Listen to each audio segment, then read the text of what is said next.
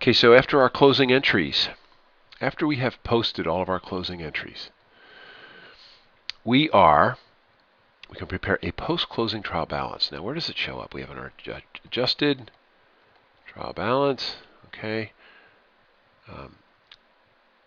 And then from our adjusted trial balance, we have our financials.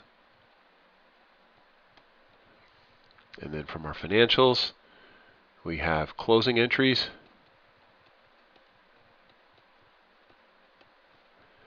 And in our closing entries, we have a post-closing trial balance.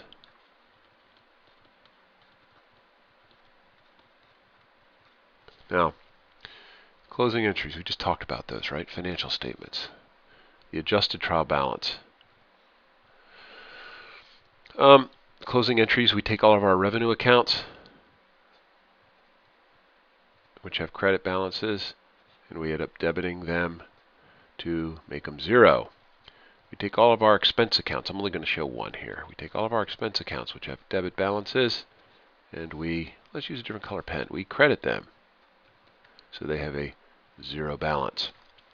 We take our owner's withdrawal account, owner's equity withdrawal account, which will have a debit balance, and we credit it.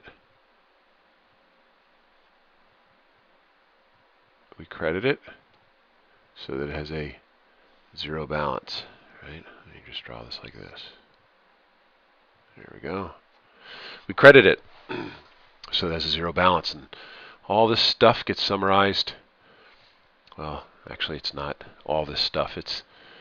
We take the revenue and the expense, we marry these two together into one account called income summary. The revenue gets shown over here as a credit. Revenue gets credited here. The expenses show up as debits over here.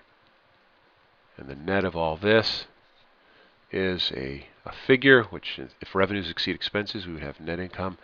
And that number, that figure here, agrees with the income statement. It's all makes the checks and balances all along in this. Now, after we close out these accounts and we prepare a post-closing trial balance, the only accounts that will appear in the post-closing trial balance are assets, liabilities, and the owner's equity account. We're back to a fresh accounting equation.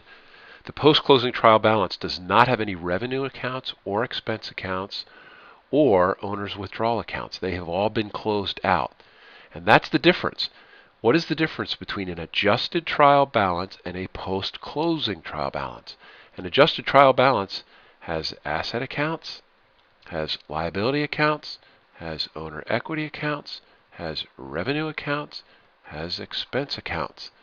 The post-closing trial balance will only have asset accounts, liability accounts, owner's equity accounts, because all the revenue and the expense accounts have been zeroed out through the closing entries, the closing entry process.